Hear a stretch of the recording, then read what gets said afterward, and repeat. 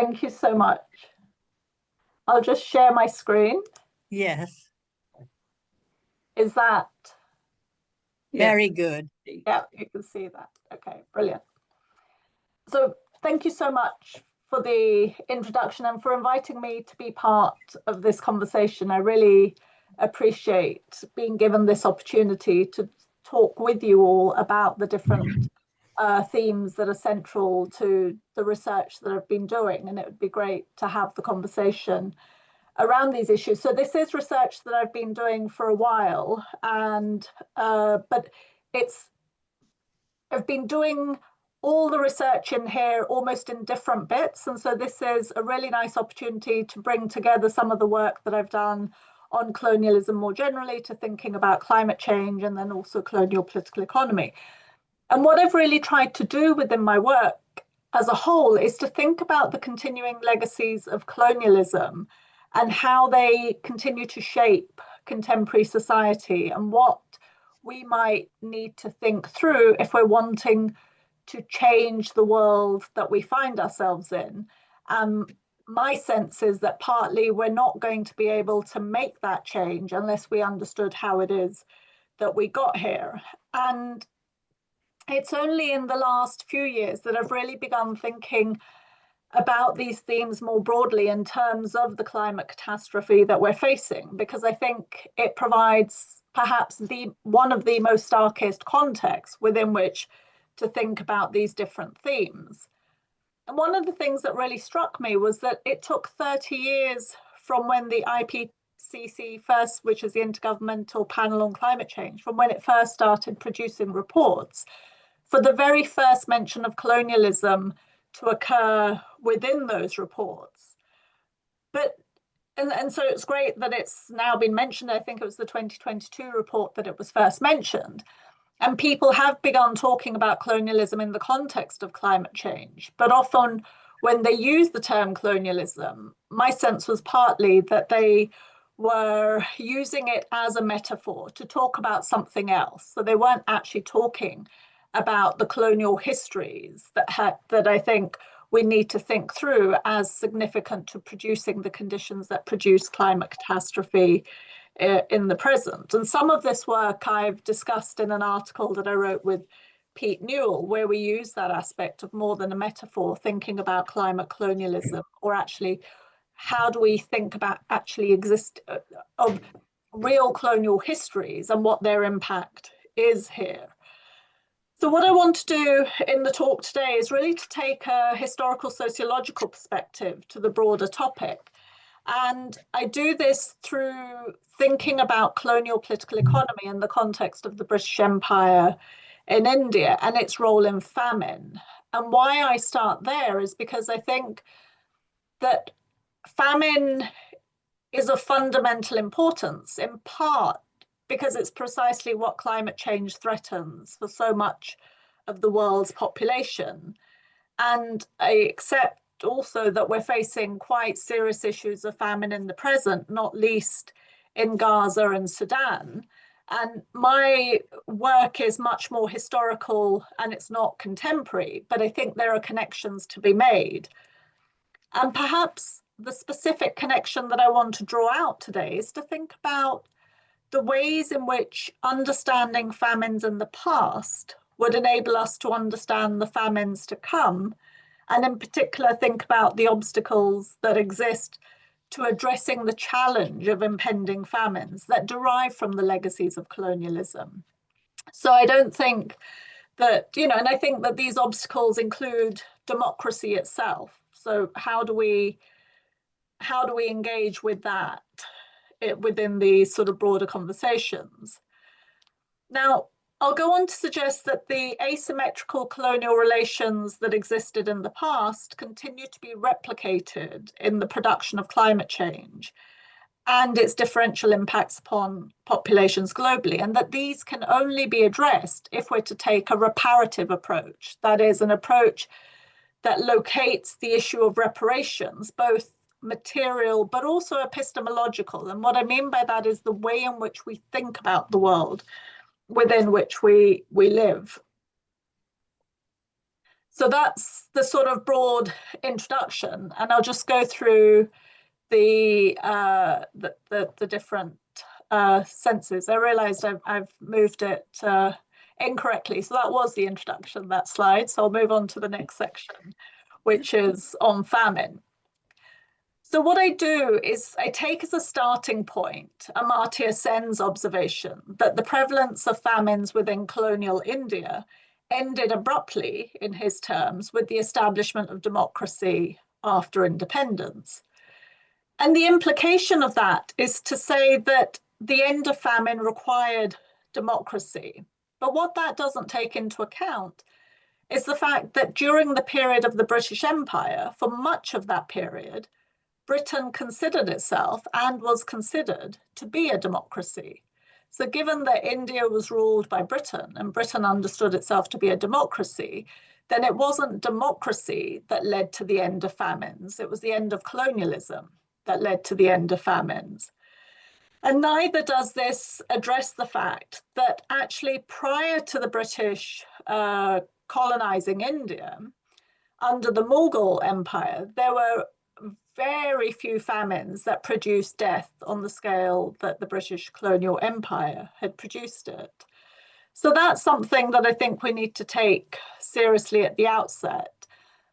Secondly, is there's this sort of common understanding within scholars who work on famine to sort of think that famines occur because of climatic conditions and that they have particular consequences because of the poverty that already exists in the places in which famines occur.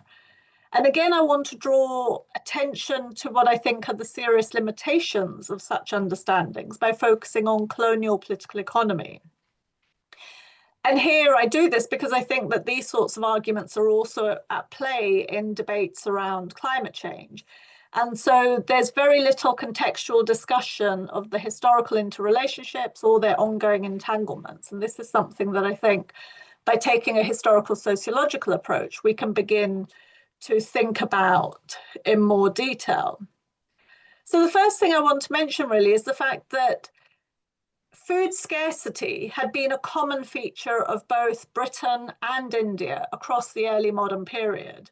So from the time of 1555 till 1757, so across this sort of 200-year period, Aisha Mukherjee, who's a historian, notes that there were 9 periods of famine in Britain and 7 in India, and they were matched almost decade by decade. So the years in which there were food shortages in Britain were the years in which you had food shortages in India. And one reason that's given for this, what she calls remarkable parallelism, is climatic. That is, that it coincides with the El Nino effect that exists. And so there's a sense that, you know, there's this parallelism that's climatic. It's associated with severe El Nino events, and that led to poor agricultural production globally in that process. But after 1757, there were no more food shortages within Britain. But they do continue unabated in India, and they become increasingly intense in the sense that they become famines that kill. So whilst famines are in the first instance associated with issues of food scarcity and dearth, it's only under specific conditions that, as Alex Duval has noted, you have famines that become matters of death. Now, given that El Nino events continued after 1757, but their consequences became differential, I would want to argue that we need to think about what else happened in that year and why it might be important. I should just put in parenthesis here, although it's not really a parenthesis, but it's another topic that we can certainly pick up in the Q&A, is that whilst there were no more food shortages in Britain after 1757, there was, of course, the famine in Ireland, and Ireland at the time was in a similar sort of colonial relationship to the rest of Britain as India was. And so we can see, again, it's this aspect of food shortage in Britain as distinct from food shortages in its colonial context, that's significant. So what else happened in 1757 then? Well, this is the year that the East India Company, after a century of trading and politicking across India won a significant battle, the Battle of Plassey, or Plassey, as people call it. So the Nawab of Bengal, Siraj-ud-Dowlah, is defeated, and the East India Company, within a few years, not only gets the right to collect tax in the areas of Bengal, Bihar, and Orissa, but it also, by 1767, has the right to the tax itself. So it's before it initially it would collect the tax for the Mughal emperor and take a cut themselves for the purposes of collecting it. But within a few years, they obtain the right to the entire tax revenue. And this is from a population of 30 million. The amount of money that's brought back to Britain as a consequence of this is so extensive that the British state wants its own cut from this. So it asks the East India Company to pay an annual tribute of £400,000 from its colonial tax revenue to the British state. Now, in today's money, using these measuring worth calculators, that's about £83 million.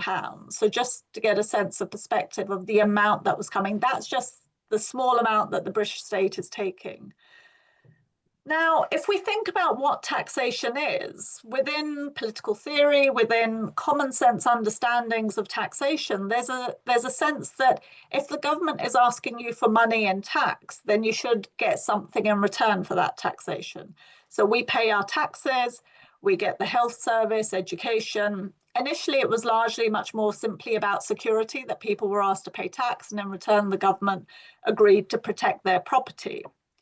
But here, what we've got is a situation where the Indian peasantry is paying taxation, which is being appropriated as pure profit by the East India Company, but they get nothing in return for that taxation. So for a start, we shouldn't call it taxation. The other thing that we should also note at this point is that this income that then comes into Britain is used by the British state for a variety of purposes, one of which is to reduce the land tax of the landed aristocracy. So the Indian peasantry, money is taken from them in order to provide tax breaks to the propertied class. So they get a tax cut of 25%. This money is also used to purchase cheaper foodstuffs and import them. So the fact that there are no more food shortages after 1757 is partly a consequence of money coming in from the Indian subcontinent, or at this moment it's just Bengal, Bihar, and Orissa, that the state can use to purchase food that prevents dearth and death in Britain. But it's the same process which over the next 2 centuries produces intensified death in India and establishes chronic poverty there. So during the 1770 famine, which happens 4 years after the East India Company start this process, the famine that occurs there, 1/3 of the population, that is 10 million out of 30 million people, die of starvation or of the diseases of starvation. And in that same period, the East India Company collects more in tax revenue than it had in the previous years, because even if you died, you didn't escape your tax obligations because your neighbors had to pay the taxes that you were no longer able to pay. And so there was an intensification of that. Even under British rule, so the East India Company rule for about 100 years, the British state takes over direct rule in 1858. And in the first 40 years of British direct rule, estimates of around 19 million people dying as a result of famine are seen to be underestimates. And this is time when, grain is being exported out of Britain and so on. So during the period of the famines, the point I'm making here is that Britain was ostensibly a democracy, and yet this wasn't sufficient to end famines in British India. That they only stopped at independence suggests that decolonization was much more important than democracy in the process. So if this is the case, then what implications does it have for how we think about climate change today? So shifting to thinking about climate change, I mean, my argument here is that the colonial structures that facilitated the production and reproduction of chronic food shortages that led to famine deaths in India are mirrored in the structures that produce and reproduce the conditions of catastrophic climate change in the present. And until we challenge those structures, we won't actually effect change. And so what we need to do is to sort of reorient our political understanding so that we're much clearer about the colonial past and thinking about the ways in which, if we were to take that seriously, then we could think about different sorts of solutions to be put forward in the present. Now, often when people talk about climate change, they often relate it to the rise of the modern world. So there's a sense that, the modern world has come into being, it has energy intensive systems of production, consumption has increased, there's increased aggregated wealth within developed nations, and so on. And even in critical accounts, there's a sense that it's a consequence of capitalism, or it's capitalism's logic of expansion. And there is also a contradiction between this idea of infinite growth on a finite planet. Like, we do not have the resources on our planet to be able to just grow infinitely.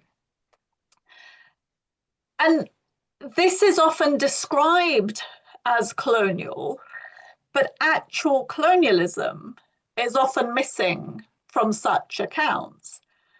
And I just want to do a brief, so for me, what colonialism is associated with European expansion. It's from the 15th century onwards.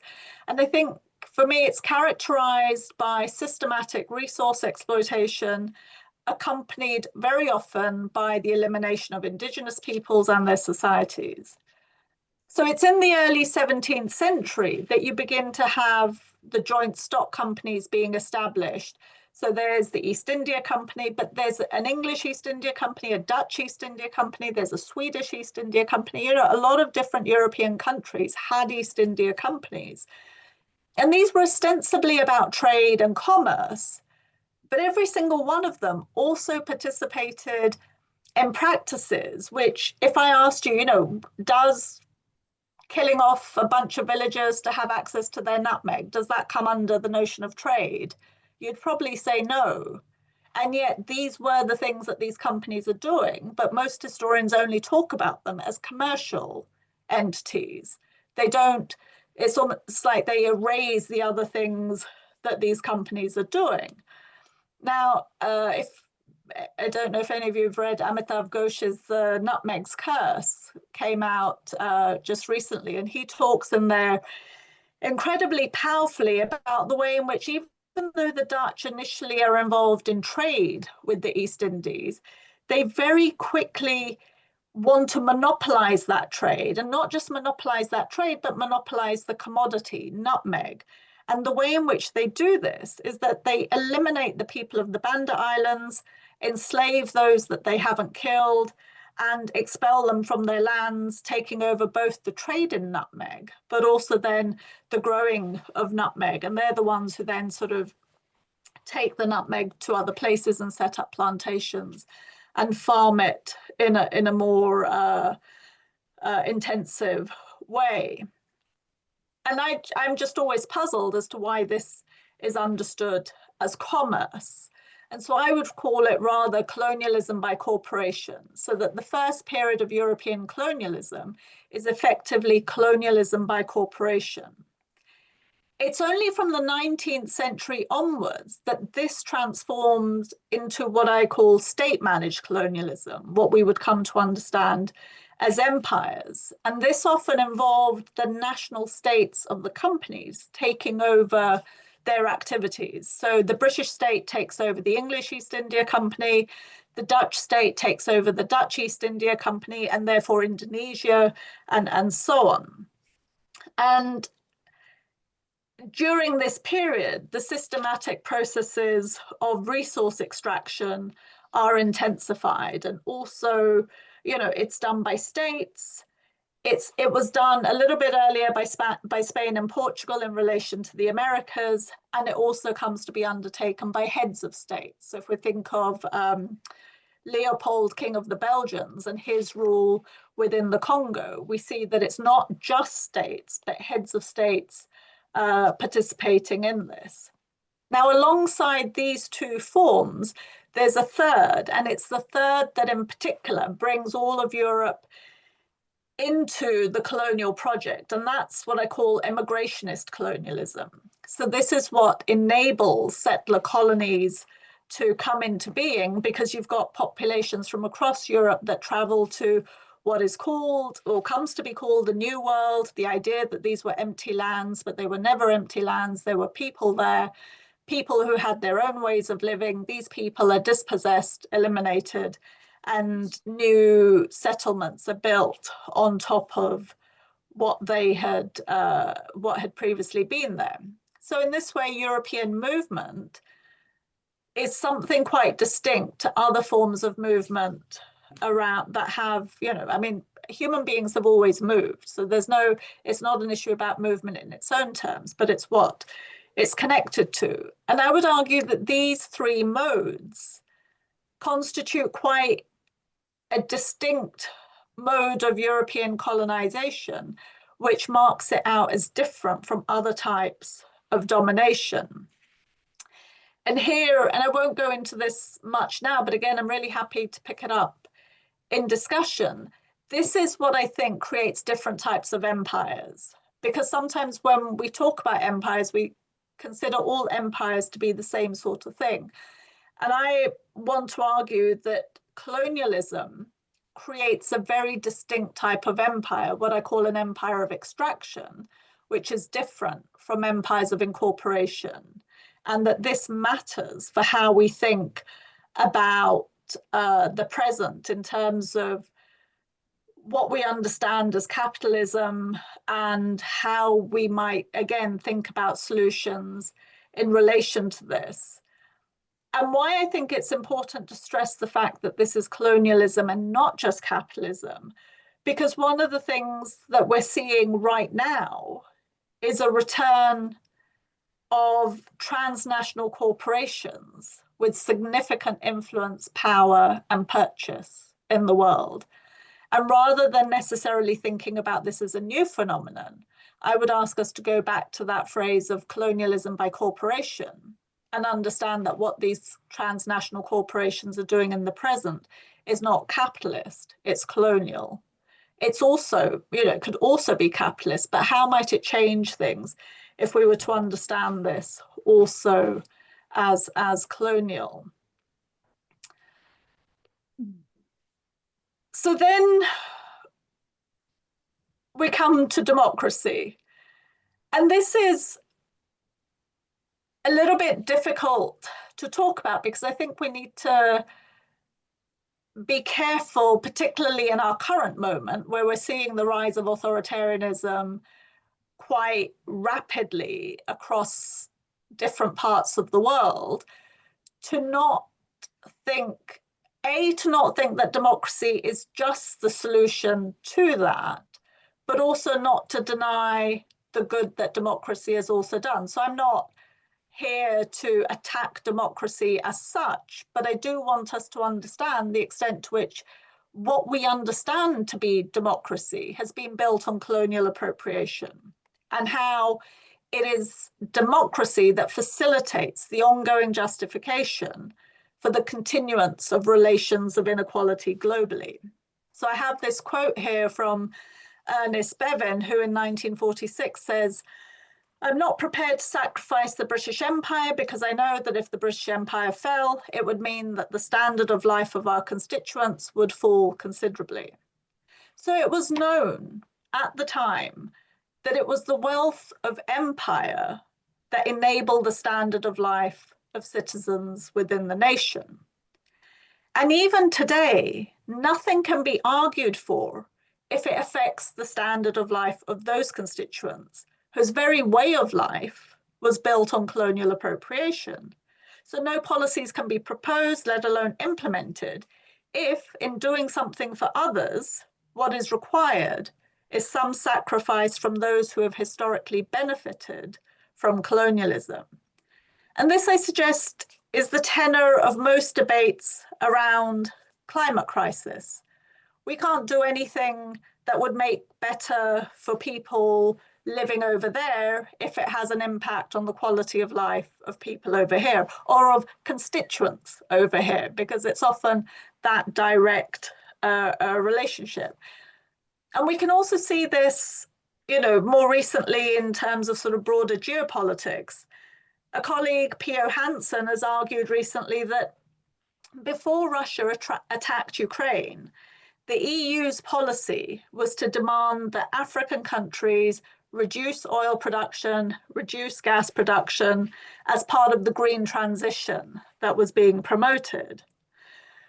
But as soon as the EU no longer wished to purchase its oil and gas from Russia, then EU members demanded that African countries reverse the EU-imposed policy of a green transition and to raise production immediately to meet the EU's interests.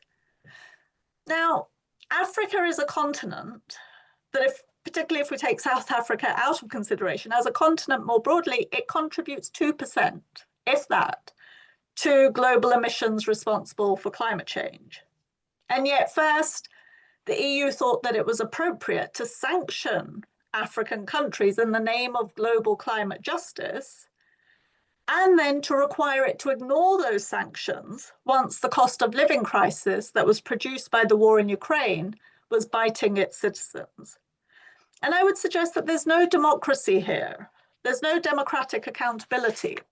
This is the continuation of colonial relations. So if democratic decision-making is bound to the nation, but the problems we need to grapple with come from the connections of colonialism, how do we square this circle? And I would suggest that there's actually I'm not sure where the hope is in a democratic national politics of addressing the climate catastrophe we're facing, because it's only by taking into account the colonial inheritance of current inequalities that we could even begin to think about the narratives that would be needed to underpin a different sort of politics to address what is increasingly likely. So climate change, at its most basic for me, is an issue of distributive politics. And we can't even make the argument for national redistribution. So how are we going to make the argument for global redistribution?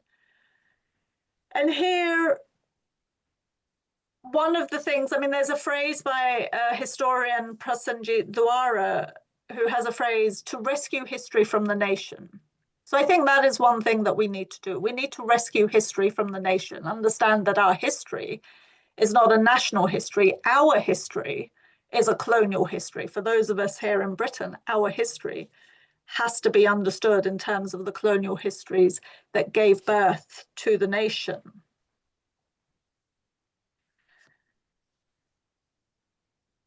So to try and bring some of these different points together, I think one of the things that the end, we talk about colonialism, we talk about the end of colonialism, decolonization, and people often use the language of post-colonialism.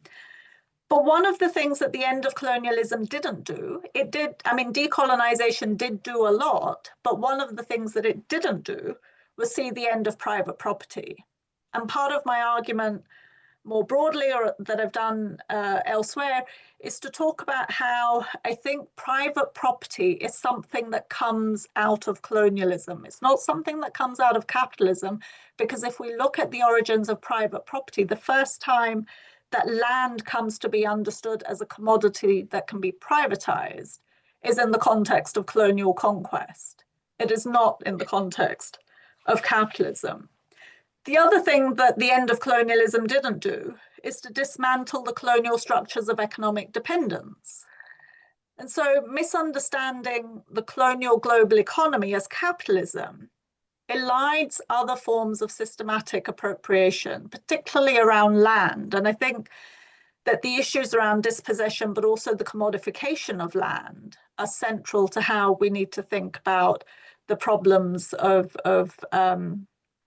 the climate that we're facing at the moment. And so what might be, I mean, I've put solution on the slide, but I don't mean solution as such, but it's a different orientation to the problem such that we might be able to open up the space to think differently. Because as far as I see, we haven't really come up with things that are working to address the problems that we're facing.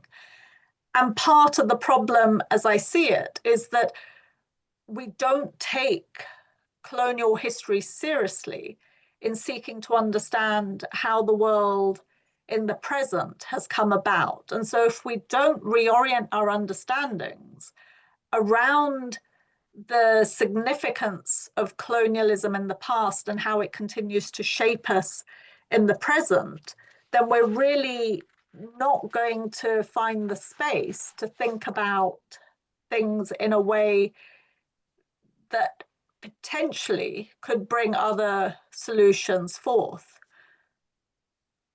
I've also put material, so that's the epistemological issue, the fact that we need to change the way in which we actually think about the world in order to open up the space for acting differently in the world. And the material aspect is just, people often say, oh, well, the problem won't be solved if we just throw money at it. And I was like, well, have you tried that? Let's try it. Let's just throw money at the problem and see whether we can address it or not. So in that sense, I think reparations can't only be talked about in terms of changing the ways in which we think about stuff, but we have to commit to materially making a difference. And so, and how could we possibly generate a narrative that asks us to do that when none of us ever think that we're secure enough to necessarily, participate in those sorts of activities? How can we, or the question that I'm left with, and maybe I'll just end here and we can have a conversation about this. The question that I'm just left with in relation to this is, what would it take for us to create a world that works for all of us?